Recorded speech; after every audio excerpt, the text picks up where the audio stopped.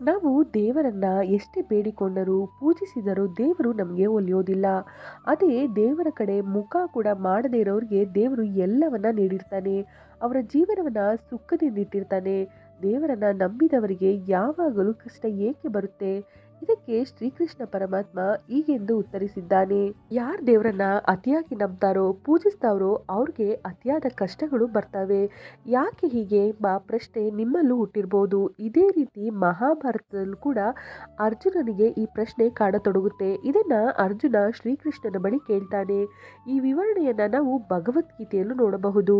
ಶ್ರೀಕೃಷ್ಣ ಅರ್ಜುನನ ಕುರಿತು, ಅರ್ಜುನ ಓರ್ವ ಗುರುವಿಗೆ ಒಬ್ಬ ಆಸ್ತಿಕನಾದ ಮತ್ತೊಬ್ಬ ನಾಸ್ತಿಕನಾದ ಇಬ್ಬರು ಶಿಷ್ಯರು ಇರ್ತಾರೆ. ಆಸ್ತಿಕನಾದ ಶಿಷ್ಯ ಯಾವಾಗಲೂ ಧರ್ಮ ಮಾರ್ಗದಲ್ಲೇ ದೇವರ ಪೂಜೆ ಪುನಸ್ಕಾರ ಮಂತ್ರ ಪಠಣೆ ದೇವರ ಧ್ಯಾನ ದೇವಸ್ಥಾನಗಳಿಗೆ ಭೇಟಿ ನೀಡುವಂತಹ ಧಾರ್ಮಿಕ ಕಾರ್ಯಗಳಲ್ಲಿ ತನ್ನನ್ನು ತಾನು ತೊಡಗಿಸಿಕೊಂಡಿದ್ದ. ಆದರೆ ನಾಸ್ತಿಕನಾದ ಶಿಷ್ಯ ದುಶ್ಚಟಗಳ ದಾಸನಾಗಿದ್ದ. ಅವನು ಎಂದಿಗೂ ಕೂಡ ದೇವರ ಕಡೆ ಮುಖ ಮಾಡಿದವನೇ ಅಲ್ಲ. ಹೀಗಿರುವಾಗ ನಾಸ್ತಿಕ ಶಿಷ್ಯನಿಗೆ ಒಂದಿನ ರಾತ್ರಿ ಕುಡಿದು ರಸ್ತೆಯಲ್ಲಿ ಹೋಗುವಾಗ ಚಿನ್ನದ ಮೂಟೆಯೊಂದು ಸಿಗುತ್ತೆ.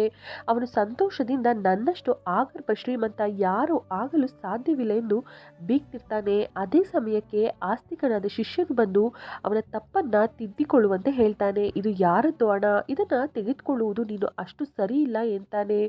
ಆಗ ನಾಸ್ತಿಕ ಶಿಷ್ಯ, ನೋಡು, ನೀನು ಯಾವಾಗಲೂ ದೇವ್ರ ಪೂಜೆ ಧ್ಯಾನ ಹೀಗೆ ಧರ್ಮ ಮಾರ್ಗದಲ್ಲೇ ನಡೀತಿದ್ಯಾ, ಇದರಿಂದ ನೀನು ಏನು ಪಡ್ಕೊಂಡೆ, ಪೂಜೆ ಪುನಸ್ಕಾರಗಳಿಂದ ನಿನ್ಗೆ ಏನು ಸಿಕ್ಕಿದೆ ಎಂದು ಅವನ ಅವಮಾನ ಮಾಡ್ತಾನೆ. ಆಸ್ತಿಕ ಶಿಷ್ಯನಿಗೆ ಅವನು ಹೇಳ್ತಿರೋದು ಸರಿ ಎಂದೆನಿಸಿ ಇದಕ್ಕೆ ಉತ್ತರವನ್ನ ಪಡ್ಕೊಳ್ಳಲು ತನ್ನ ಗುರುವಿನ ಬಳಿ ಬರ್ತಾನೆ. ಆಗ ಗುರುಗಳು ಆತನಿಗೆ ಹೇಳ್ತಾರೆ, ಪ್ರಸ್ತುತ ಜನ್ಮದಲ್ಲಿ ನಾವು ಹಿಂದಿನ ಜನ್ಮದಲ್ಲಿ ಮಾಡಿದ ಪಾಪ ಕರ್ಮಗಳಿಗೆ ಬೆಲೆ ತೆತ್ತಲೇಬೇಕಾಗುತ್ತದೆ. ಹಿಂದಿನ ಜನ್ಮದಲ್ಲಿ ನೀನು ನಾಸ್ತಿಕನಾಗಿದ್ದೆ, ಮಾಡಬಾರದ ತಪ್ಪುಗಳನ್ನ ಮಾಡಿದ್ದೆ. ಕರ್ಮದ ಫಲವಾಗಿ ನೀನಿಂದು ಮರಣ ಹೊಂದುವ ದಿನವಾಗಿತ್ತು. ಆದರೆ ನೀನಿಷ್ಟು ದಿನ ಮಾಡಿದ ಪೂಜೆ ಪುನಸ್ಕಾರ ದೇವರ ಅನುಗ್ರಹದಿಂದ ಒಂದು ಮುಳ್ಳು ನಿನ್ನ ಕಾಲಿಗೆ ಚುಚ್ಚುವ ಮೂಲಕ ಪಾರಾಗಿದ್ದೀಯಾ. ಅವನು ಈ ಜನ್ಮದಲ್ಲಿ ನಾಸ್ತಿಕನಾಗಿರಬಹುದು, ಆದರೆ ಹಿಂದಿನ ಜನ್ಮದಲ್ಲಿ ಮಹಾನ್ ಸಾಧ್ವಿ, ದೇವರ ಬಗ್ಗೆ ಅಪಾರ ಭಕ್ತಿಯುಳ್ಳವನಾಗಿದ್ದ. ಹಾಗಾಗಿ ಆತನು ಈ ಜನ್ಮದಲ್ಲಿ ಶ್ರೀಮಂತನಾಗಿದ್ದಾನೆ. ಆದರೆ ಆತನು ಈ ಜನ್ಮದಲ್ಲಿ ಮಾಡುತ್ತಿರುವ ಪಾಪ ಕರ್ಮಗಳಿಂದಾಗಿ ಆಗರ್ಭ ಶ್ರೀಮಂತನಾಗಿರಬೇಕಾದವನು ಕೇವಲ ಶ್ರೀಮಂತನಾಗಿ ಉಳಿದಿದ್ದಾನೆ ಎಂದು ಹೇಳ್ತಾನೆ. ಇದರ ಬಳಿಕ ಆಸ್ತಿಕನು ಮತ್ತೆ ತನ್ನನ್ನು ತಾನು ದೇವರ ಸೇವೆಯಲ್ಲಿ ತೊಡಗಿಸಿಕೊಳ್ತಾನೆ. ಶ್ರೀಕೃಷ್ಣ ಅರ್ಜುನನ ಕುರಿತು, ಅರ್ಜುನ, ಈಗ ನಿನಗೆ ತಿಳಿಯಿತೆ, ದೇವರು ಎಲ್ಲವನ್ನ ಮೊದಲೇ ತಿಳಿದಿರ್ತಾನೆ. ನಾವು ನಮ್ಮ ಫಲವನ್ನ ಪಡೆದುಕೊಳ್ಳಲು ಆತುರ ಪಡಬಾರ್ದು.